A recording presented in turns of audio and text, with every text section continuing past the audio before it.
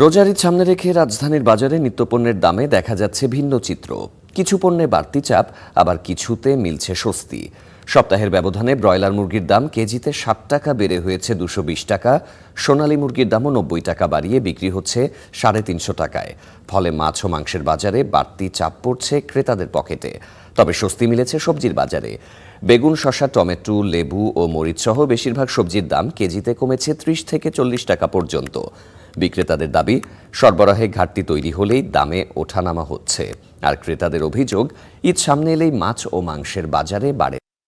তাই বাজার নিয়ন্ত্রণে নজরদারি বাড়ানোর দাবি তাদের।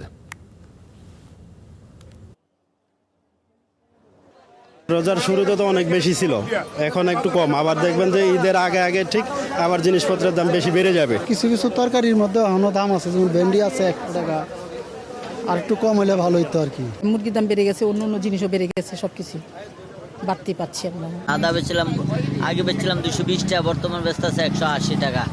চায়না রসুনটা দাম বেশি ছিল, অনেক একটু কমছে।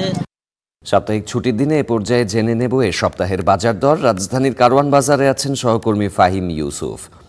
ফাহিম, আমরা যেমনটি জানাচ্ছিলাম যে ব্রয়লার মুরগিতে ৬০ টাকা পর্যন্ত কেজিতে দাম বৃদ্ধি পেয়েছে। অপরপক্ষে দেখছিলাম যে সবজির বাজারে কিছুটা স্বস্তি আছে। তো সাপ্তাহিক ছুটির দিনে আসলে কি পরিস্থিতি দেখতে পাচ্ছেন বাজারে? যদি বলি, বর্তমানে কারওয়ান বাজারের যে অবস্থা, এখানে কিন্তু সবজির বাজারে কিছুটা স্বস্তি। ঠিক আপনি যেমনটি বলছিলেন যে মুরগি সহ মাছ মাংসের যে বাজারটি রয়েছে, সেখানে কিন্তু অনেকটাই অস্থিতিশীল পরিবেশ অথবা দামের যে ঊর্ধ্বগতি সেটি বিরাজ করছে। তবে স্বস্তির বিষয় অন্য আরেকটি হলো যে সার্বিকভাবে আমি যেটি দেখতে পেয়েছি, মুদি পণ্যের ক্ষেত্রে কিন্তু এখানে তেমন একটি দাম বৃদ্ধি বা দাম কমা কোনোটি কিন্তু দেখা যাচ্ছে না। যে পূর্বের যে দাম, সেই দামেই কিন্তু স্থিতিশীল রয়েছে।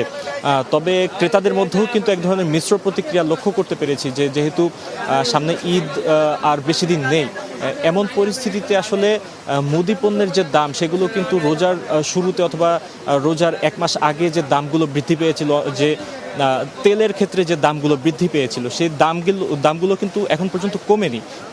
বাড়তি দামেই বর্তমানে স্থিতিশীল বলা যায়। সেই জায়গা থেকে অনেক ক্রেতাই কিন্তু আমাদের কাছে তাদের যে প্রতিক্রিয়া সেটি কিন্তু ব্যক্ত করছিলেন। তারা বলছিলেন যে এখন পর্যন্ত যে সকল পণ্যের দাম একবার বেড়েছে, সেগুলো কিন্তু দ্বিতীয়বার আর কমার কোনো নাম তারা দেখতে পাচ্ছেন না। তারা বলছেন যে এভাবে যদি চলতে থাকে, তাহলে ভবিষ্যতে আর কি যে বাজারের পরিস্থিতি, এটি কিন্তু অনেকটাই অস্থিতিশীল হবে এবং সাধারণ মানুষ তাদের যে ক্রয় ক্ষমতা সেটি কিন্তু অনেকটাই হারাবে। এজন্য তারা সরকারের কাছে দ্রুত নজরদারি এবং যে সকল পণ্য বাড়তি দামে স্থিতিশীল রয়েছে, সেগুলোরও তারা মূল্য কমানোর এক ধরনের, অথবা সরবরাহ বাড়িয়ে এগুলোর যাতে মূল্য কমানো হয়, সেগুলোর দিকে তারা নজরদারি বাড়ানোর কথা বলছেন।